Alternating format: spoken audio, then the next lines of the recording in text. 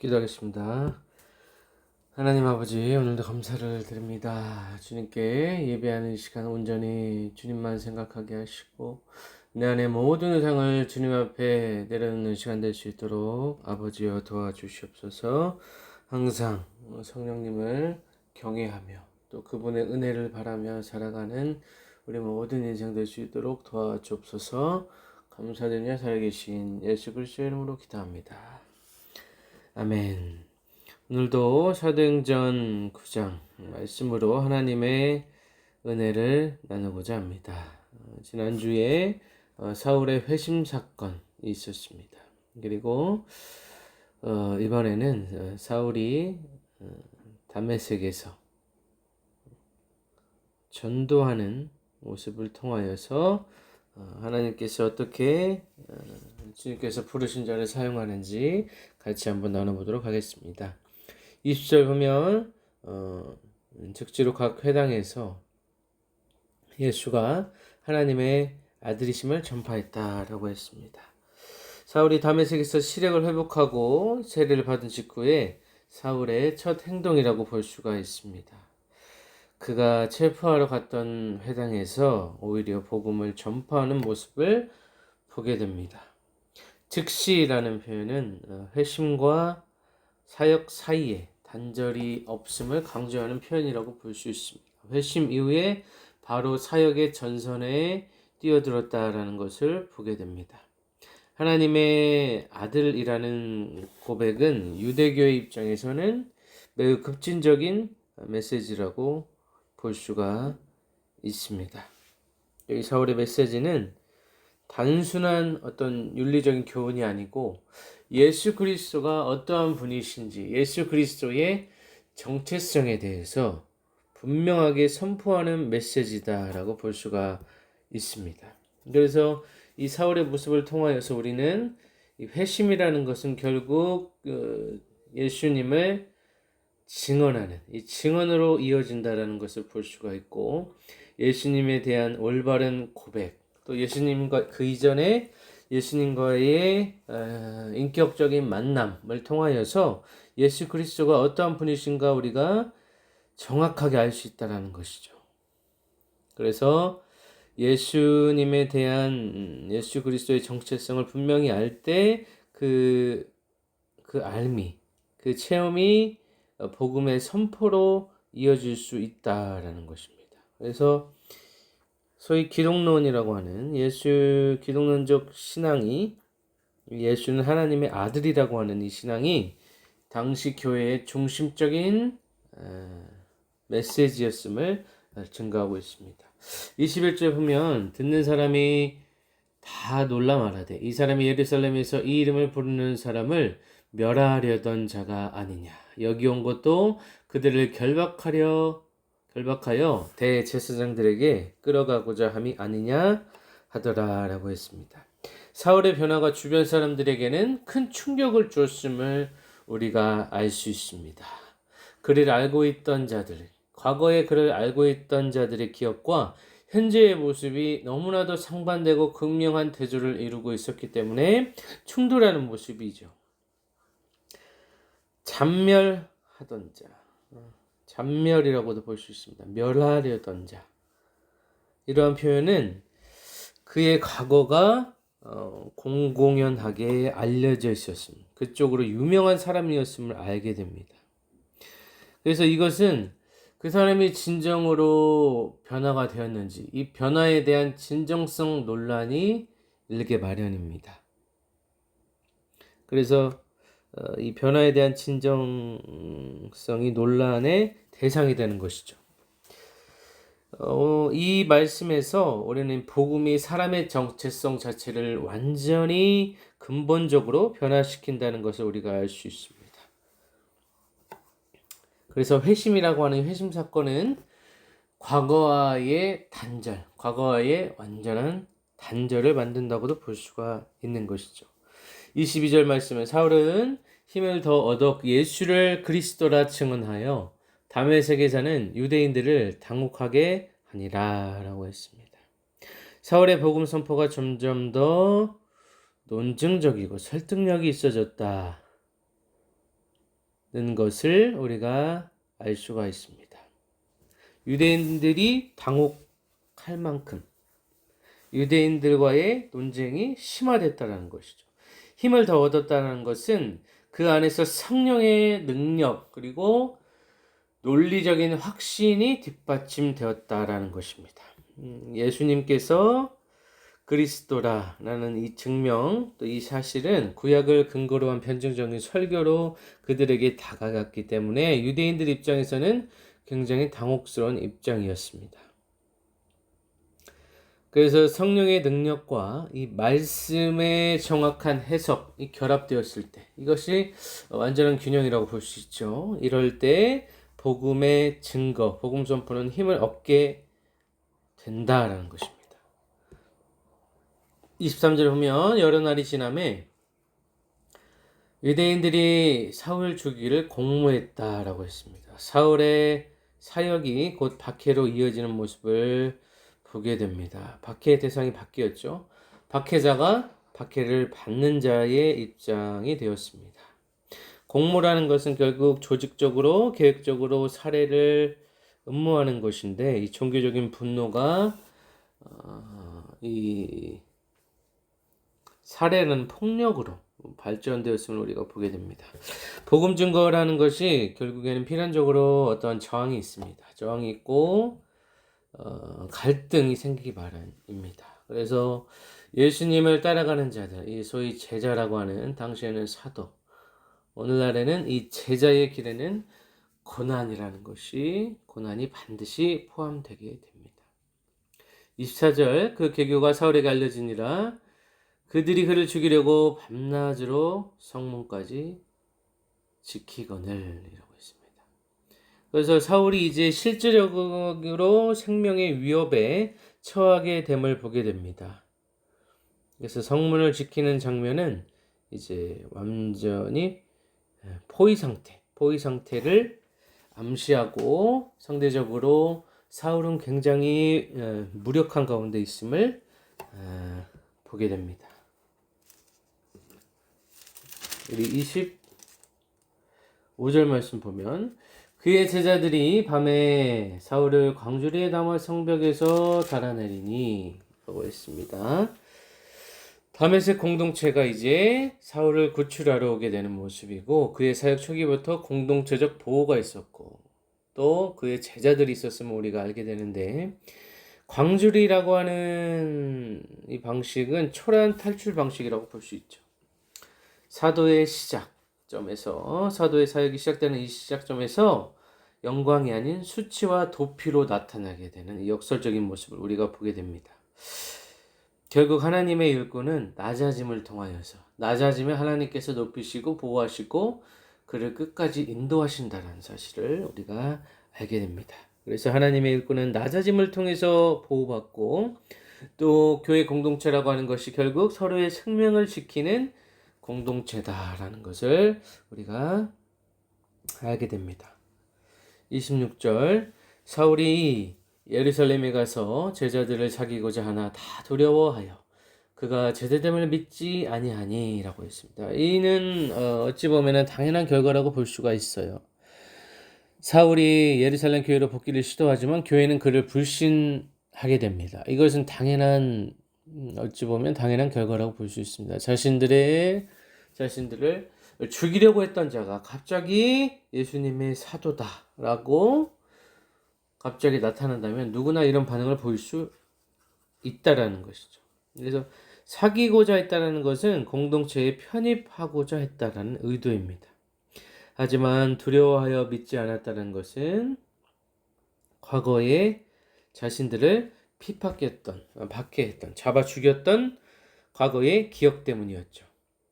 그래서 회심자에 대한 교회의 신중함은 필요하지만 동시에 교회가 그 사람에 대해서 판단할 수 있는 능력을 갖추고 있는지에 대한 시험의 무대가 됩니다. 그래서 공동체는 결국 포용도 있어야지만 정확한 분별력, 영적인 분별력과 이 수용력을 가지고 이 사이에서 긴장하게 된다는 것이죠. 자, 27절 보면 바나바가 데리고 사도들에게 가서 그가 길에서 어떻게 주를 보았는지와 주께서 그에게 말씀하신 일과 다메섹에서 그가 어떻게 예수의 이름으로 담대히 말했는지를 전했다. 여기서 등장하는 것이 이제 바나바입니다. 사울과 예루살렘 교회를 연결하는 중재자 역할로서 바나바가 증언하게 됩니다. 바나바는 증인으로서 사울의 회심과 사역을 설명하게 됩니다. 바나바가 데리고 갔다라는 것은 적극적인 보호와 인도의 의미가 됩니다.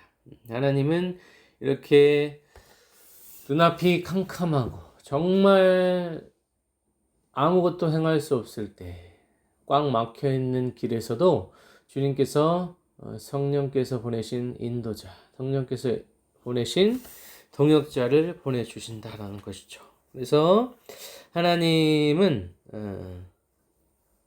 화해하는 사람, 화해시키는 사람과 연결의 사람을 사용하신다라고 볼 수가 있습니다. 그래서 교회는 갈등 가운데, 분열 가운데서도 중재자를 통해서 결국 하나가 되는 모습을 보여준다는 것입니다. 28절 사울이 제자들과 함께해서 예루살렘에 출입했다라고 했습니다. 사울이 결국에는 바나바의 도움에 힘입어 주님의 도우심에 힘입어서 예루살렘 공동체에 받아들여졌다는 것을 알게 됩니다. 그래서 동시에 사도적인 사역이 재개되었다는 것이죠.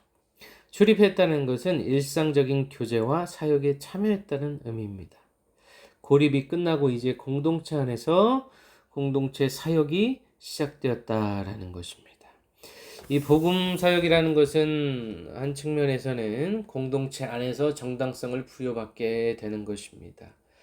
사도적 사명은 교회의 인정 속에서 진행되고 교회 공동체의 모든 사람이 하나 되어서 그 사역의 정당성이 또 인정되게 되는 것이죠. 29절 말씀 보면 또 주 예수의 이름으로 담대히 말하고 헬라파 유대인들과 함께 말하며 변론하니 그 사람들이 죽이려고 힘쓰거늘이라고 했습니다. 계속해서 유대인들과 변증하고 또 복음을 전하기 위해서 부단히 노력하는 모습을 우리가 보게 됩니다. 스데반이 사역하던 대상과 동일한 그룹, 그 사람들과 계속해서 변론했다라고 했습니다. 박해의 원점으로 돌아왔다는 것을 보게 됩니다. 변론이라고 하는 표현은 우리가 논쟁적으로 복음을 증거한다는 것이죠. 이 사람의 의견을 들어보고 내 의견을 제시하고 또 그 사람의 의견을 바로 잡아주고 또 끊임없이 이렇게 논쟁하면서 복음을 전했다라는 것입니다. 과거의 동료들이었습니다. 사울이 복음을 전하는 대상자들은 과거의 동료들과 끊임없이 이제 대립구도 속에서 나아갔다는 것이죠. 그래서 회심이라고 하는 것이 결국 삶의 방향뿐만 아니라 관계의 방향도 바꿀 수 있다는 것을 우리가 알게 됩니다. 복음은 기존 소속 집단과의 갈등을 야기할 수 있죠. 기존에 소속했던 그곳이 복음이 없는 곳이라면, 예수 그리스도를 알지 못하는 곳이라면 더욱더 그런 현상이 일어나게 되는 것입니다. 30절 형제들이 알고 가이사랴로 데리고 내려가서 다소로 보냈다라고 했습니다. 이 교회 공동체, 예루살렘 교회의 보호 조치라고 볼 수 있습니다. 사울의 고향 다소로 이동하게 되는 것입니다. 이것은 사역의 중단이 아니고 보호와 준비의 시간이라고 보면 되겠습니다. 사역이 이제 사울이 사역을 장기적으로 수행해야 되기 때문에 장기간에 걸친 이 사역을 감당하기 위한 일정의 시간이라고 볼 수가 있는 것이죠. 그래서 사울의 장기 사역을 위한 훈련기라고 볼 수가 있습니다. 하나님의 사역에는 기다림의 시기가 포함된다라는 것을 우리가 다시 한번 이 본문을 말씀을 통해서 우리가 알게 됩니다. 기다림의 시기. 이 기다림의 시기는 굉장히 고통스럽고 그 기다림의 시기를 겪어내는 사람만 아는 그 고통이 있습니다. 그 고난의 기다림의 시기를 잘 이겨냈고 끝까지 견디고 인내하는 자만이 하나님의 영광을 볼 수 있게 되는 것이죠. 그래서 철수라는 것도 실패가 아니고 섭리일 수 있다라는 것을 우리가 알게 됩니다. 31절 그리하여 온 교회가 평안하여 든든히 서가고 주를 경외함과 성령의 위로로 진행하여 수가 더 많아졌다라고 했습니다.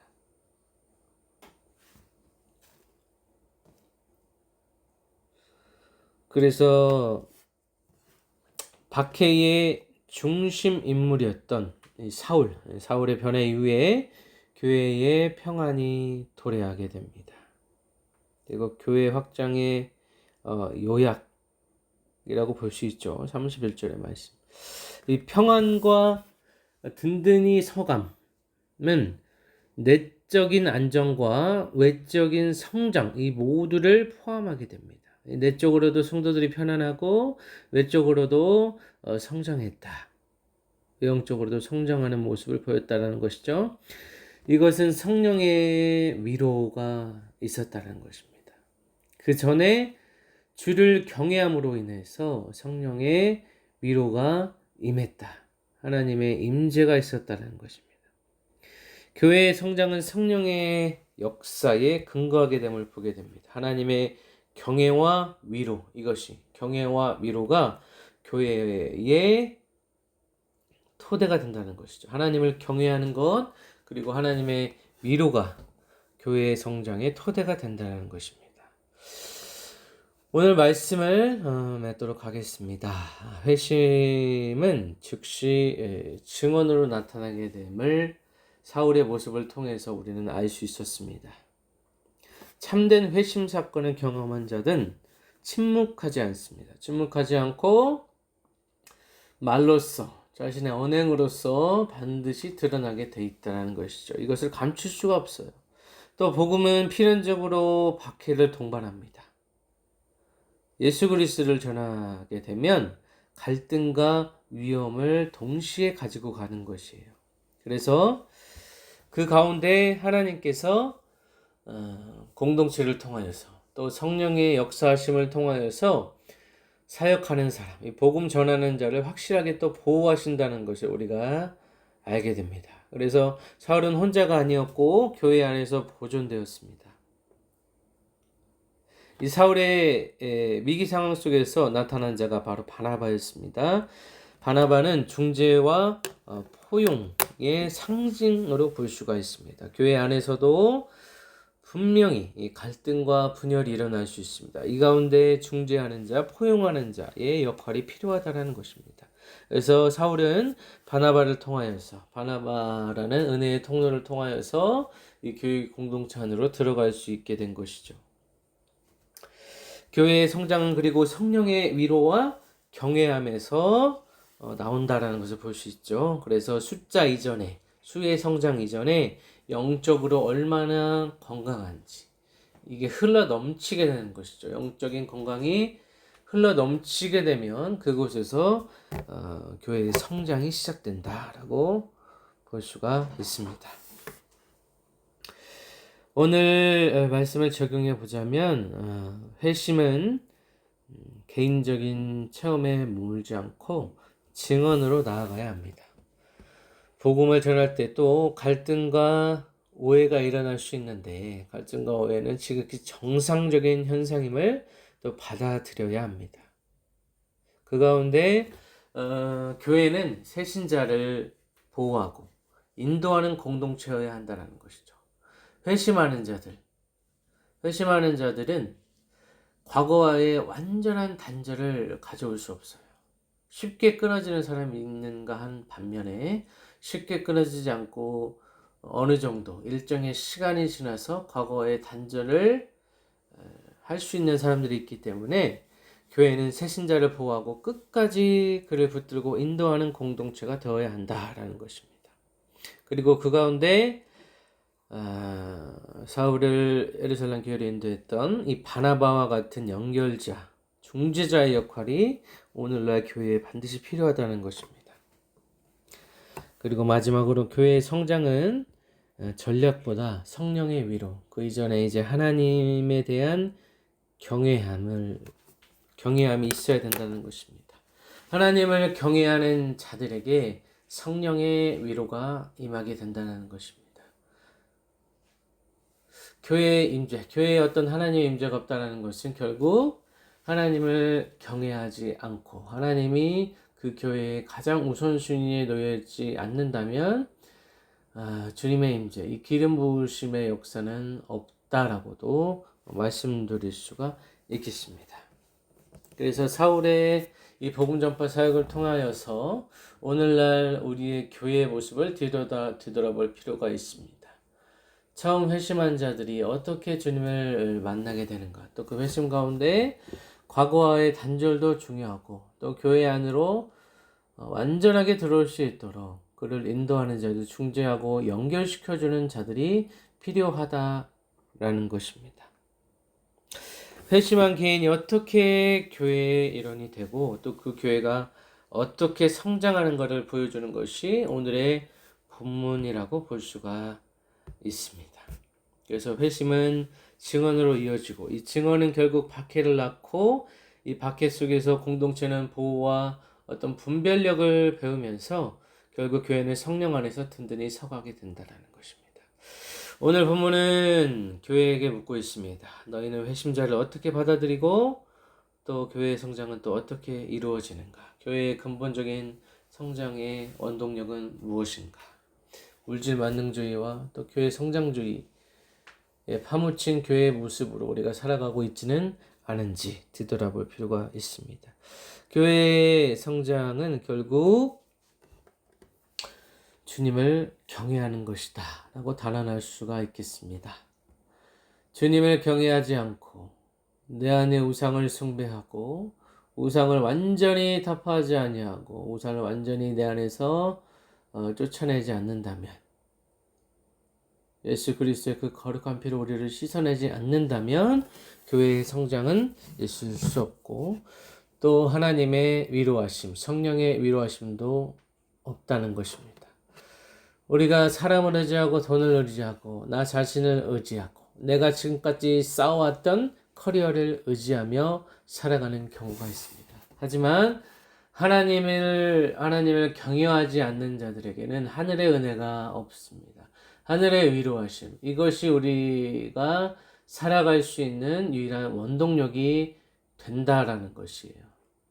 그래서 하나님께서 주신 이 하늘의 양식, 하늘의 위로, 하늘의 은혜, 이것이 있어야지만이 우리가 진정으로 그리스도인으로서 살아갈 수 있다는 것입니다. 그 어떤 것도 이러한 것들을 대체할 수가 없습니다. 우리는 많이 가지고 내가 바라는 바를 다 성취하고 또 나의 가족들이 육체적으로 아무런 문제가 없이 살아간다고 한다면 이것이 진정한 행복이라고 생각하고 살아가는 경우가 있습니다. 이것은 큰 착각입니다. 이것은 큰 착각이고 또 사단의 생각일 수가 있습니다. 결국에는 나 중심의 사고방식, 하나님에 대한 경외함이 없이 나 중심으로 살아가다 보면 우리 안에 수많은 우상이 쌓여 나가게 됩니다. 이 겹겹이 쌓여가는 이 우상들 사이에서 우리는 하나님을 잊게 됩니다. 하나님을 잃게 되고 하나님을 망각하게 되는 그 시점이 바로 우리의 인생이 가장 어두운 터널로 들어가는 그러한 시기가 될 것입니다. 오늘 본문 속에서 신앙생활이라고 하는 것이 위기가 없을 수 없고 박해가 없을 수 있고 고난이 없을 수 없습니다. 이 고난의 시간, 이 모든 크리스천들에게는 고난의 시간이 있습니다. 이 고난의 시간을 통과하는 자들만이 진정한 하나님의 위로하심을 보게 됩니다. 고난 가운데서도 우리는 반드시 겪어야 될 것이 바로 하나님의 위로하심, 그리고 하나님을 경외하는 것입니다. 진정 우리 삶이 하나님을 경외하는 삶을 살아가고 있는지 우리는 이 시간 회개가 필요합니다. 이 회개를 통하여서 우리 안에 모든 우상 숭배를 몰아내고 하나님보다 더 귀하게 여기는 것이 있다면 이 시간 모두 회개하고 예수 그리스도의 그 거룩한 피로 모두 씻어내시기를 바랍니다. 그리하여서 이 회심한 사도 바울과 같이 우리의 삶이 날마다 주를 경외함으로 성령의 위로하심으로 살아가는 우리 모든 진의 공동체 되시기를 예수 그리스도의 이름으로 간절히 축원합니다. 기도하겠습니다. 아버지여, 부족한 종이 말씀을 전했습니다. 이 땅을 살아가면서 아버지여, 주를 경외하게 하시고 이 영적인 분별력을 하늘로부터 받게 하여 주시옵소서. 우리의 눈은 세상으로 얼룩져서 제대로 보지 못하고 살아가는 경우가 있습니다. 아버지의 손과 발이 되어서 주님의 시선으로 살아가야 되는데 아버지 하나님, 우리는 그렇게 하지 못하고 육신의 정욕, 안목의 정욕, 이생의 자랑에 따라서 살아가는 경우가 있습니다. 아버지여, 이 시간 회개합니다. 아버지를 우리의 삶의 가장 최우선순위에 두지 못하고 내가 바라는 대로, 내가 원하는 대로 나 중심의 사고방식으로 살아갔던 모든 것을 회개합니다. 아버지의 신앙의 여정에 반드시 주님께서 고난을 허락하시는데 이 고난의 길을 걷는 자들이 있다면 아버지 하나님, 주를 먼저 경외하게 하시고 성령의 위로하심으로 이 고난의 터널을 당당하게, 그리고 성령의 위로하심으로 주님과 함께 동행하며 묵묵하게, 그리고 담대하게 나아가는 우리 믿음의 공동체가 될 수 있도록 주여 도와주시옵소서. 한 주간도 아버지여, 주를 더욱더 경외하게 하시고 성령의 세미한 음성 따라서 성령의 위로가 우리의 삶에 흘러 넘치기를 예수 그리스도 이름으로 간절히 기도합나이다. 아멘.